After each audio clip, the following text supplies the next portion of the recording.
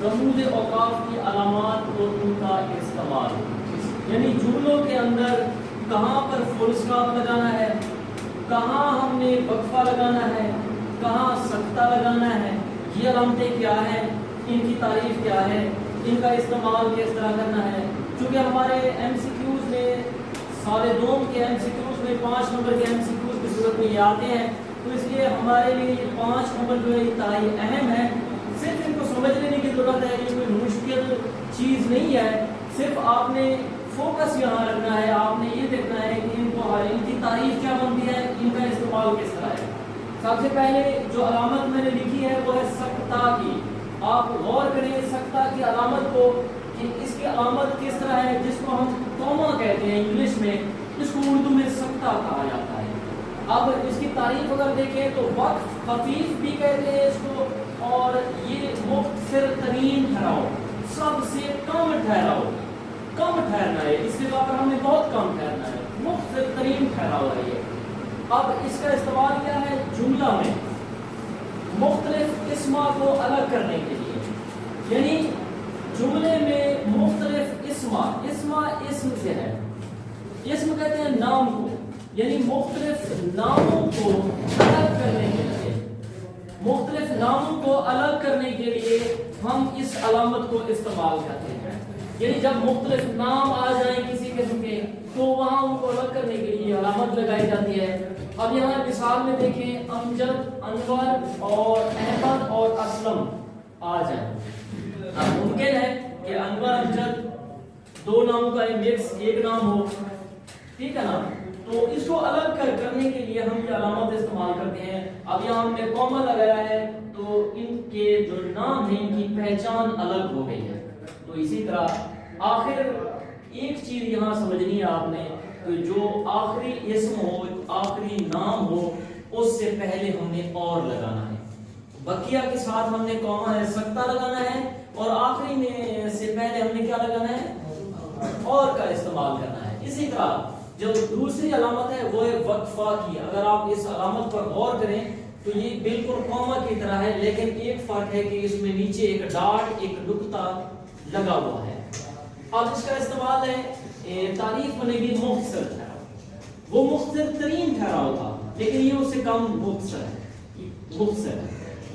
اب استعمال اس کا دیکھیں تو چھوٹے جملے کو ملا کر ایک جملہ بنانے کے لیے، یعنی چھوٹے جملے ہوں، دو یا دو سے زیادہ چھوٹے جملے ان کو ایک ساتھ ملانے کے لیے ہم ان کو استعمال کرتے ہیں۔ جس طرح دیکھیں شہد صحت بخش ہے، یہ لذیذ ہے اور طاقتور ہے۔ اگر آپ غور کریں تو اس جملے میں ایک جملہ نہیں ہے، اس میں اس نے 3 جملے مکس کر دیے ہیں۔ جب اس نے 3 جملے مکس کیے تو اس کے لیے ہم نے اس علامت کو ضرور لگانا ہے، وقفہ کی علامت جو کہلاتی ہے۔ یعنی وقفہ کی علامت وہاں استعمال ہو جاتی ہے جب ہم چھوٹے جملوں کو ملا کر ایک ہی بڑا جملہ بنا دیتے ہیں، تو وہاں یہ استعمال ہوتی ہے۔ تو اسی طرح نمبر 3 کے اوپر جو میں نے لکھا ہے رابطہ کی علامت، اگر آپ اس کی علامت پر غور کریں تو یہ اوپر نیچے 2 ڈاٹ لگے ہوئے ہیں، نقطے لگے ہوئے ہیں، تو یہ جو 2 نقاط ہیں یہ رابطہ کی علامت کہلاتے ہیں۔ اس کی اگر تعریف کریں تو اس کی تعریف بنے گی، تعریف ہے کہ وقف لازم ٹھہراؤ، یہاں ٹھہرنا ہے، اوپر کی طرح مختصر یا مختصر ترین ٹھہراؤ نہیں ہے، بلکہ صرف یہاں ٹھہرنا ہے کم وقت کے لیے۔ اب یہ اس کا استعمال کہاں کرتے ہیں، جملے کے 2 الگ الگ حصوں میں رابطہ پیدا کرنے کے لیے، 2 جملوں کو آپس میں ان کا ربط، ان کا تعلق قائم کرنے کے لیے یہ علامات لگائے جاتے ہیں۔ آپ لوگوں نے دیکھا ہوگا جب آپ مکالمہ پڑھتے ہیں، آپ نے فرسٹ ایئر میں پڑھا ہوگا مکالمہ، تو اس مکالمے میں آپ نے دیکھا ہوگا کہ ایک شخص احمد ہے، نیچے امجد ہے، مثال کے طور پر 2 نام ہیں، تو ان کے درمیان کنورسیشن ہے، گفتگو ہو رہی ہے، تو اس گفتگو میں جب ایک بندہ گفتگو کر رہا ہے امجد، اس کے آگے 2 ڈاٹ 2 نقاط لگے ہوتے ہیں، وہ کہتے ہیں السلام علیکم، پھر احمد وہ اس کے آگے 2 ڈاٹ لگے ہوتے ہیں، پھر لکھا ہوتا ہے وعلیکم السلام۔ یعنی یہ وہ علامات ہیں جو 2 جملوں کے درمیان رابطے کا کام کرتی ہیں، ان کے لیے استعمال کرتے ہیں۔ یہاں دیکھیے اسلم السلام علیکم، یہ 2 حصے ہیں، ان 2 حصوں کے درمیان ربط پیدا کرنے کے لیے علامت استعمال کی جاتی ہے۔ اسی طرح تفصیلیہ کی جو علامت ہے، اگر اس کی علامت پر غور کریں تو 2 اوپر نیچے ڈاٹ ہیں رابطہ کی طرح، لیکن درمیان میں ایک لائن کھینچی ہوئی ہے، یہ اس کے لکھنے کی علامت ہے. اب بعض دفعہ یہ بھی ہو سکتا آپ سے پوچھا جا سکتا ہے MCQs کی صورت میں کہ تفصیلیہ کی علامت کون سی ہے. تو آپ نے ان چیزوں کو علامات کو بھی یاد رکھنا ہے کہ علامتیں کس قسم کی ہیں. اسی طرح اس کے استعمال کی اگر دیکھا جائے تو یہ ایک جملہ کی تفصیل دوسرے جملے میں دینے کے لیے استعمال کیا جاتا ہے. یعنی ایک جملہ کی تفصیل کو دوسرے جملے میں بیان کرنے کے لیے. مثال کے طور پر پاکستان کے مندرجہ ذیل صوبے ہیں, ٹھیک ہے, اور پاکستان کے درج ذیل صوبے ہیں, ٹھیک ہے, اور تمام محلوں کے نام درج ذیل ہیں. کسی بھی چیز کی تفصیل بیان کرنے سے پہلے یہ علامت لگائی جاتی ہے, اس کو تفصیلیہ کی علامت کہا جاتا ہے. اسی طرح ختمہ ہے وقف مطلق مکمل ٹھہراؤ. یاد رکھیں یہاں اس کو ہم انگلش میں فل سٹاپ کہتے ہیں, لیکن یہاں یہ چیز غور کریں, فل سٹاپ اور ختمہ ان کا کام ایک جیسا ہے, لیکن ان کی علامات اردو اور انگلش میں مختلف ہیں. اگر انگلش میں لکھیں گے تو اس طرح گول ڈاٹ ہوگا, اگر اردو میں لکھیں گے تو ایک لائن, ہلکی سی لائن کھینچیں گے تو اس لائن کو ختمہ کہا جاتا ہے, جس کو انگلش میں فل سٹاپ کہتے ہیں. لیکن ان دونوں کی علامات لکھنے میں مختلف ہیں. ان کا کام, ان کا فنکشن ایک ہی ہے کہ ٹھہرنا ہے, سٹاپ کرنا ہے, اور دوسرا اس کا فنکشن یہ بھی ہے کہ یہ مخفف کے حروف میں بھی استعمال کیا جاتا ہے, جس کو ایبریویشن کہا جاتا ہے.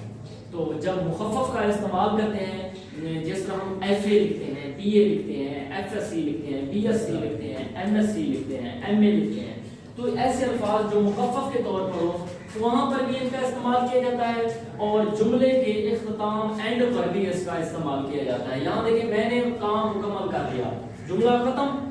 جملہ group of meaningful words کو کہا جاتا ہے, یعنی بامانی الفاظ کا مجموعہ جملہ کہلاتا ہے, جس کا مطلب پوری طرح سمجھ آ جائے, اور جب وہ پوری طرح بات سمجھ آ جائے تو وہاں اس کے آخر میں ہم فل سٹاپ لگاتے ہیں یا ختمہ لگاتے ہیں. تو جملہ کے اختتام پر یا مخفف میں یہاں یہ علامت لگائی جاتی ہے. اسی طرح سوالیہ انٹروگیٹو استفہامیہ بھی اس کو کہا جاتا ہے. یہ علامت آپ جانتے ہو میں ہر اس جگہ پر لگی ہوتی ہے جہاں کوئی چیز پوچھی جا رہی ہو, کب, کون, کیسے, کہاں, اس طرح کے الفاظ جب استعمال کیے جا رہے ہوں, کوئی چیز دریافت کی جا رہی ہو, پوچھی جا رہی ہو, تب استعمال کرتے ہیں معلوم کرنے کے لیے یا دریافت کرنے کے لیے. اسی طرح دیکھیں بھی آپ کے مزاج کیسے ہیں, یہاں اس نے مزاج پوچھے ہیں, سوالیہ انداز ہے. اسی طرح سوال نمبر 7 دیکھ لیں, ندائیہ کی علامت. یہاں ایک لائن لگی ہوئی ہے اور اس کے نیچے ڈاٹ ہے. ندائیہ میں ایک لائن کھینچی ہوئی ہے اور نیچے ڈاٹ ہے, اور یہ دو ایک ساتھ میں نے لکھ دی ہیں. ندائیہ اور فجائیہ ان کی علامات ایک جیسی ہیں لیکن یہ مختلف جگہوں پر لگتے ہیں. ندائیہ ندا سے نکلا ہوا لفظ ہے جس کا مطلب ہے آواز. تو کسی کو پکارنے کے لیے, مخاطب کرنے کے لیے, بولنے کے لیے جو الفاظ استعمال کیے جاتے ہیں ان کو کہا جاتا ہے ندائیہ. جناب علی, معزز خواتین و حضرات, تو ایسی جگہوں پر یہ استعمال کیے جاتے ہیں. اسی طرح فجائیہ دیکھیں, علامت بالکل ایک جیسی ہے, ایک لائن ہے نیچے ڈاٹ ہے, لیکن فجائیہ جو ہے وہ ہمارے فیلنگز کو ظاہر کرتی ہے, ہمارے جذبات, احساسات ان کو ظاہر کرتی ہے. ہمارے جذبات جو ہیں, احساسات ہیں, خوشی کے وقت مختلف ہوتے ہیں, غمی کے وقت مختلف ہوتے ہیں. تو اس طرح ان چیزوں کو شو کرنے کے لیے, ظاہر کرنے کے لیے ہم استعمال کرتے ہیں. واہ ہم جیت گئے, خوشی کا آہ افسوس کو ظاہر کر رہا ہے. اوہو, اس طرح کے واہ واہ, سبحان اللہ, الحمدللہ, اس طرح کے جو الفاظ ہیں جو ہمارے فیلنگز, ہمارے جذبات, ہمارے احساسات کو ظاہر کر رہے ہوں تو وہاں پر فجائیہ کی علامت کرتی ہے. اسی طرح وابین کا دیکھیں تو وابین جو ہے یہ الٹے کامے ہی ہوتے ہیں, شروع میں اور آخر میں لگائے جاتے ہیں. اب یہ کہاں لگتے ہیں؟ بیرونی اقتباس کو نقل کرنے کے لیے. یاد رکھیں کسی بھی شخص کے قول کو, کسی دانا عقل مند کا قول ہو یا کسی بھی شخص کے ہو بہو ویسے الفاظ جو اس نے کہے ہوں اس کو ویسی کا ویسا لکھ دینا جو ہے وہ کیا کہلاتا ہے؟ وابین کہلاتا ہے. وہ جو اس نے الفاظ کہے ہوتے ہیں ان کو وابین میں ہم لکھ دیتے ہیں. اب یہاں دیکھیں قائد کے بقول ہمیں کام پر توجہ دینی چاہیے. اب یہاں اگر غور کریں تو جو قائد کے بقول, قائد نے جو چیزیں کہی ہیں ان کو ہم نے یہاں وابین کی صورت میں لکھ دیا ہے, یعنی کسی کی کہی ہوئی بات کو ویسے کا ویسا وابین کی علامت میں لکھا جائے. قوسین دیکھ لیں, چھوٹی بریکٹ جس کو کہا جاتا ہے کوسین، چھوٹی بریکٹ، اس کو جملہ معترضہ کہا جاتا ہے، اعتراض سے نکلا ہوا لفظ ہے معترضہ، یعنی کسی بات کی وضاحت بیان کرنے کے لیے یہ استعمال کیا جائے۔ اب مثال دیکھیں کہ شاعر مشرق علامہ اقبال نے ہمیں خود ہی کا پیغام دیا۔ اب ممکن ہے کہ شاعر مشرق، علامہ اقبال کا نام تو ہر کوئی جانتا ہے، ممکن ہے کوئی ایسا بندہ بھی ہو جس کو پتہ نہ ہو شاعر مشرق کون ہے، تو اس کی وضاحت اس نے بریکٹ میں کر دی ہے کہ شاعر مشرق علامہ محمد اقبال ہے۔ پروفیسر بلال کا بیٹا کلاس میں اول آیا، ٹھیک ہے، پروفیسر بلال کا بیٹا جو ہے نا کلاس، پروفیسر بلال کا بیٹا احمد کلاس میں اول آیا۔ اب ممکن ہے کوئی احمد کو نہ جانتا ہو، لیکن اس نے بریکٹ میں لکھا ہے کہ پروفیسر بلال، پتہ چلے گا کہ یہ کسی پروفیسر کا بیٹا ہے۔ تو اسی طرح کسی بات کی وضاحت کے لیے کوسین کی علامت استعمال کی جاتی ہے۔ اور لاسٹ میں خط یا لکیر، یہ ہر کسی لکیر ہوتا ہے، اس کو خط بھی کہتے ہیں، لکیر بھی کہتے ہیں۔ کوسین کی طرح بھی اس کو استعمال کیا جاتا ہے، جس طرح اوپر بیان کیا گیا ہے جملہ معترضہ میں، اسی طرح جملہ میں اچانک تبدیلی کے لیے اس کو استعمال کیا جائے۔ جب اچانک کسی کے الفاظ کی تبدیلی بیان کی جا رہی ہو تو وہاں بھی استعمال کیا جا سکتا ہے، جس طرح میں آنا چاہتا تھا، ایسا نہ ہو سکا، یعنی پہلے وہ آنا چاہتا تھا، اچانک تبدیلی ہو گئی کہ وہ نہیں آ سکا، قسمت کو اور ہی منظور تھا، یعنی باتیں چینج ہو رہی ہیں، بدل رہی ہیں، تو وہاں یہ استعمال ہوتا ہے۔ تو آج ہم یہ ٹوٹل 11 پوائنٹ پڑھے ہیں، اس کے علاوہ بھی ہے، مصرع کی علامت بھی ہوتی ہے اور اس طرح لکھی جاتی ہے، اور تخلص کی علامت، یہ تخلص کی علامت ہے، تو تخلص کی علامت بھی ہے، مصرع ہے، جو عین کی علامت عین کے طور پر استعمال کی، اس کو مصرع کہا جاتا ہے، یعنی آدھی لائن جب لکھی گئی ہو تو مصرع کی علامت لگتی ہے۔ تخلص جب شاعر کوئی اپنا اصل نام کے بجائے جو وہ شاعری میں استعمال کرتا ہے تو وہ بیان کر رہا ہو تو وہاں تخلص کی علامت لگتی ہے۔ تو اس طرح کی ہمارا ٹاپک رموز اوقاف کا آج کمپلیٹ ہوا۔ یہ وہ علامتیں ہیں جو استعمال ہوتی ہیں ہمارے مختلف قسم کے روزمرہ جملوں میں استعمال ہونے والی ہیں، اور ہمارے 5 انتہائی قیمتی نمبر تھے۔ تو اگر کسی نے کوئی کوئسچن کرنا ہو تو کر سکتے ہیں۔